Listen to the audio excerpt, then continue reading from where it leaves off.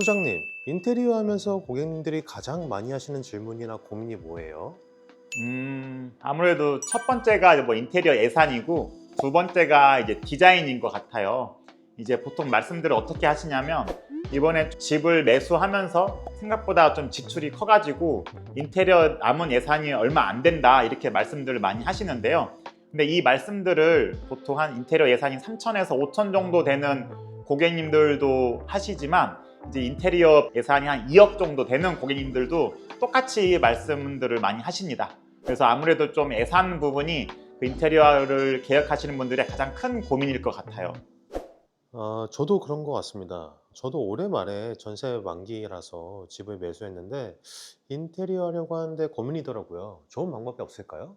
근데 그 피디님처럼 비슷한 고민은 얼마 전에 제가 저희 친누나한테 들었어요. 지금 이렇게 신축 아파트에 살고 있다가 이제 첫째 아이가 이제 초등학교를 가면서 이제 학군 좋은 지역으로 가다 보니까 아무래도 좀 학군이 좋은 지역들은 구축 아파트가 많아서 인테리어를 해야 되겠다 하더라고요. 근데 또 특징이 학군이 좋은 아파트는 집값이 비싸요. 집값이 비싸기 때문에 인테리어 할 수 있는 예산이 많지가 않습니다. 제가 직접 인테리어를 해주면 좋은데 저는 이제 수도권 살고 저희 누나는 대전 살고 있어가지고 제가 직접 인테리어는 못 해주고 한 방법을 두 가지 정도 알려줬어요. 제가 이 알려드린 두 가지 방법을 사용해서 인테리어를 했더니 좀 처음 계획했던 것보다 약 2천만 원 정도 아낄 수 있었다면서 저에게 좀 작은 선물을 해줬는데요. 제가 구독자님들께도 알려드릴게요. 네, 첫 번째 같은 경우는 우리 집 인테리어 예산이 한정되어 있기 때문에 내가 집중적으로 투자할 공간과 그리고 투자하지 않을 공간을 잘 분리를 하는 겁니다. 이게 무슨 말이냐면 이제 저희 누나 같이 애들이 있으면 이제 주로 생활하는 공간이 아마 주방이 되거나 거실이 될 거예요. 그럼 내가 예를 들어 인테리어 예산이 6천만 원 정도라면 거실이나 주방에 좀 더 많은 비용을 투자를 하고 방이나 다른 공간들은 좀 줄이는 거죠. 더 나아가서 이제 세탁실처럼 손님들이 왔을 때 잘 보이지도 않는 공간이라든지 그리고 심지어 우리 집 가족들도 잘 가지 않는 공간은 최소한의 비용을 투자하거나 아니면 아예 기존 상태를 괜찮다면 그대로 유지를 하는 거죠. 이렇게 비용을 아끼게 되면은 대략 한 50에서 100만 원 정도 아낄 수가 있고 이런 공간들이 뭐 3, 4개 정도라면은 대략 4, 500만 원의 비용을 아낄 수가 있는 거고 이 아낀 비용을 시스템 에어컨처럼 가전을 새로 바꾸거나 아니면은 이제 내가 집중하고 싶은 거실이나 주방에 투자할 수가 있는 겁니다. 그래서 이 각 공간별로 예산 분배를 잘 하는 것도 좀 비용을 가성비 있게 하는 방법일 것 같아요. 네, 두 번째도 알려드릴게요. 두 번째 방법 같은 경우는 철거 후 새로 설치할 공사와 아니면 리폼할 수 있는 공사를 나누는 겁니다. 이게 무슨 말인지 예제 3개로 설명드려 볼게요. 예를 들어 내가 인테리어 하려는 집에 이제 안방에 붙박이장이 있어요. 이 붙박이장을 저희가 인테리어 하는 방법은 크게 3가지로 나눌 수 있을 것 같습니다. 첫 번째는 철거하고 새로 시공한다.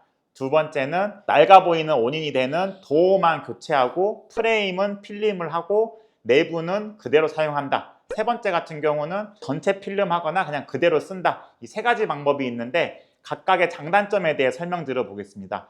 이제 첫 번째, 철거하고 새로 시공한다. 이 방법이 아무래도 가장 깨끗하고 사용하실 기분이 좋겠죠. 하지만 단점으로는 비용이 많이 듭니다. 근데 대신 두 번째 방법 같은 경우 뭐 도어만 철거하고 프레임은 필름하고 내부는 이제 그대로 사용하는 같은 경우는 이제 첫 번째의 장점인 새 것처럼 보인다는 있지만 단점이 비용이 많이 든다는 좀 보완이 될 수 있어요. 철거하고 새로 하는 것보다 두 번째로 리폼하는 거는 이제 아무래도 비용이 좀 적게 발생이 되거든요.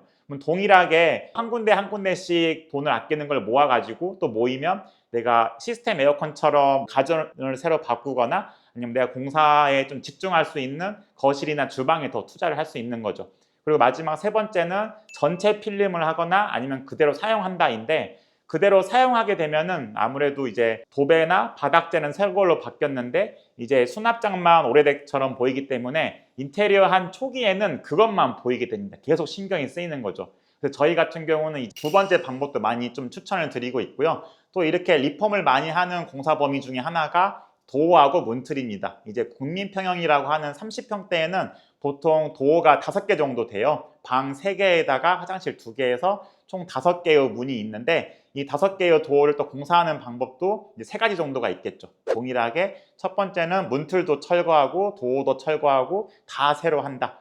두 번째 같은 경우는 낡아 보이는 원인이 되는 도어만 철거해버리고 문틀은 리폼을 한다. 그리고 세 번째 같은 경우는 그냥 뭐 필름 작업을 하나 그대로 쓴다라는 게 있는데, 동일하게 첫 번째가 이제 비용이 가장 많이 들고 깨끗해 보이긴 합니다.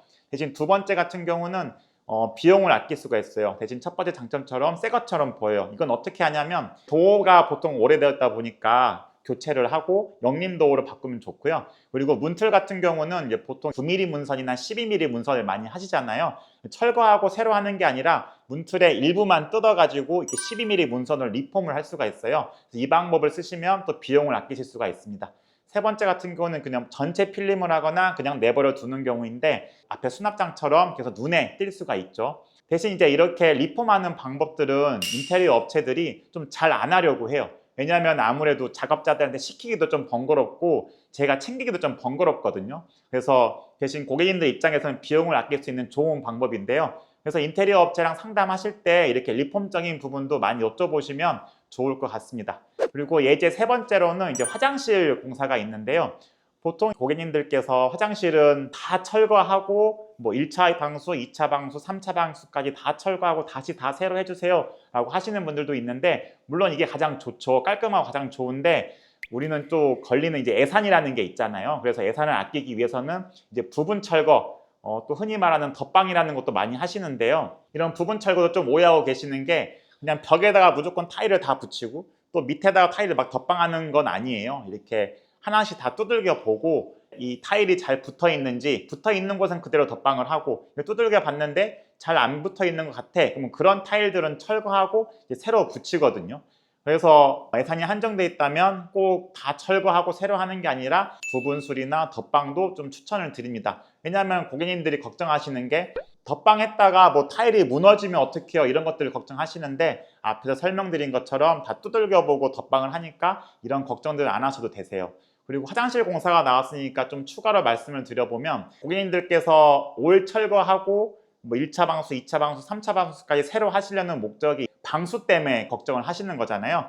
근데 또 이렇게까지 공사를 했는데도 방수가 걱정되시는 고객님들이 있어요. 그럼 이런 걱정들을 그냥 안고 가시는 게 아니라 담수 테스트라는 걸 또 요청하시면 됩니다. 담수 테스트는 뭐냐면 1차 방수, 2차 방수, 3차 방수를 해놓고 화장실에 이제 물을 어느 정도 높이까지 받아놓은 다음에 하루가 지나도 이 높이가 유지가 되는지 하는 테스트인데요. 아무래도 이 테스트는 좀 추가 공정이 들어가기 때문에 추가 비용이나 추가 공사 날짜가 좀 소요될 수는 있어요. 그래서 내가 평생 방수를 걱정할 바에는 이렇게 초반에 확실하게 하는 것도 방법이 될 것 같아요.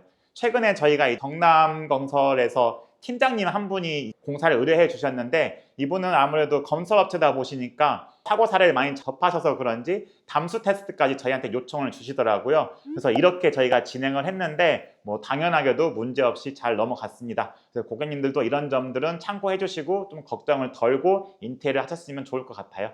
근데 소장님이 알려주신 방법을 하려면 업체에서 잘 알려줘야 할 것 같은데요.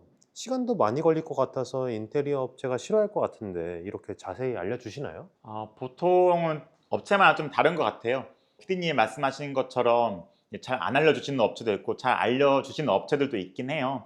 근데 이걸 또 정리를 해보면, 보통 처음 인테리어 상담을 하면 상담 방법이 또 세 가지로 좀 나뉘게 되는 것 같아요.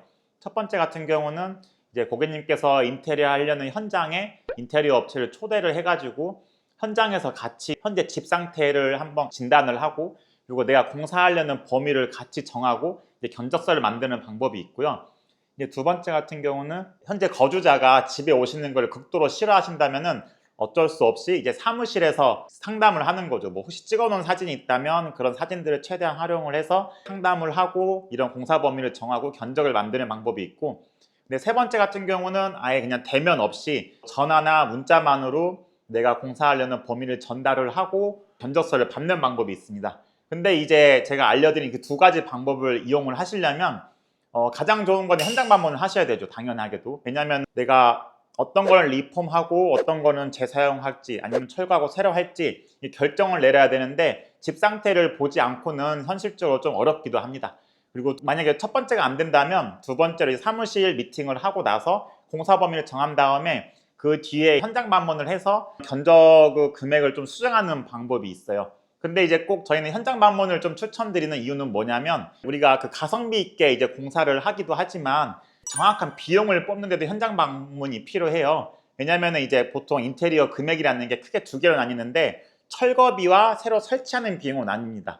근데 이제 현장을 안 가보면 이 철거비를 어떻게 산정해야 되는지 사실 막막해요. 이 막막한 상태에서 견적이 나온다는 것도 이상한 거죠. 왜 그러냐면 현재 집에 뭐 아트홀이 있는지 없는지, 그리고 뭐 추가로 철거해야 될 수납장이 있는지 없는지, 또 바닥은 어떻게 되어 있는지, 이런 걸 알 수 없기 때문에 정확한 철거 비용 산정이 어렵고, 정확한 철거 비용 산정이 어렵다면은 정확한 공사 금액 산정도 어렵겠죠. 그리고 집에 방문했는데 고객님 말과는 다르게 완전히 뭐 베란다에 곰팡이나 결로로 다 썩어 있어. 그럼 이런 경우라면은 이제 디자인도 중요하지만 단열도 공사를 좀 추가로 해야 되거든요. 근데 이런 것들을 현장 방문 없이 견적을 냈다가 추후에 이제 공사하면서 이런 추가 비용이 발생이 되게 되면 고객님들 입장에서는 시작부터 이제 불만이 생깁니다. 신뢰가 떨어지게 되는 거죠. 아니, 추가 비용이 뭐 안 든다면서 왜 이런 것들이 생기는 거죠? 라고 인테리어 업체의 신뢰가 무너지게 되면 이제 한두 달 공사하는 내내 이제 서로 불신을 가지게 되고 소통을 하게 되고, 그럼 이제 좋은 인테리어 나오기 힘들거든요. 그렇기 때문에 가급적이면 현장 방문을 해서 그냥 깔끔하게 공사 금액을 정하고 그 이후에는 좀 추가 비용이 없었으면 좋겠습니다 라고 구두로라도 말씀을 드리고 진행하는 게 좋아요. 또 추가로 고객님들이 이렇게 현장 방문을 하게 되면은 좋은 업체를 만날 가능성도 올라갑니다. 그게 무슨 말이냐면은 인테리어 업체도 아는 거죠. 고객님들이 업체를 선택을 할 때 비용이 가장 중요하다는 것을 알고 처음에 견적서는 최대한 비용을 낮게 해서 드리고 이제 공사하면서 의도적으로 좀 비용을 올리는 업체들도 많거든요. 근데 이제 현장 방문을 해서 구도적으로라도 현장 방문했기 때문에 추가 비용은 없습니다 라고 하면은 이제 정확한 금액을 가지고 업체를 선택을 할 수 있고 또 기분 좋게 끝까지 공사도 끝낼 수도 있는 거죠. 소장님, 디자인 세로는 어떻게 상담하시나요? 네. 저희 디자인 세로 같은 경우는 이제 첫 번째 방법으로 상담을 해드려요. 가능하면 현장에서 이제 고객님들을 뵙고 현재 집 상태를 알려드리고, 그리고 리폼에서 재사용하거나 아니면 인테리어 비용을 아낄 수 있는 항목은 무엇인지, 아니면 이 부분은 좀 너무 오래됐으니까 철거하고 새로 하면 좋은 건 무엇인지, 그 집 상태에 따라서 다 이렇게 상담을 알려드리는 방법을 드리고요. 그리고 혹시 좀 거주자분들 때문에 현장 방문이 어렵다면은 사무실 방문을 먼저 해서 공사 범위를 정하고, 가능하다면 현장 방문을 함께 해서 다시 한번 좀 견적 금액을 좀 수정해드리고 있습니다. 혹시 저희 디자인 세로한테 상담을 받아보시고 싶으신 분들은 제가 아래 고정 댓글에 링크를 남겨 놓을게요. 그 링크를 누르시면 약 1분 정도 설문지만 작성하시면 저희가 상담을 좀 도와드릴 수가 있어요. 그리고 또 구독자님들을 위해서 상담 설문을 남겨주신 분들께는 저희가 무료로 지금 현재 쿠몽에서 20만 원 정도로 판매하고 있는 전자책, 하자 체크리스트를 무료로 보내드리고 있어요. 그래서 좀 설문 작성하셔서 이런 하자 체크리스트도 받으셔가지고 인테리어를 원하시는 만족도 높은 대로 잘 하셨으면 좋겠습니다. 네, 지금까지 인테리어 비용을 최대 2천만 원까지 아낄 수 있는 방법에 대해서 설명을 드렸어요. 도움이 되셨다면 좋아요와 구독 부탁드리겠습니다. 구독자님들께서 좋아요와 구독을 누르시면 이 영상이 알고리즘을 타고 널리 퍼져서 다른 분들도 이제 인테리어 하시는 데 도움을 받으실 수가 있거든요. 그리고 앞으로 새로 고침 채널에서는 인테리어 정보뿐만 아니라 홈코디나 효율적인 공간 사용 방법에 대해서도 알려드리려고 해요. 근데 아직 저희 채널은 작아가지고 이 영상만 보고 나가시면은 다시 찾아오기가 쉽지 않으실 수도 있어요. 좋아요와 구독 누르시면은 쉽게 찾아오실 수 있습니다. 감사합니다.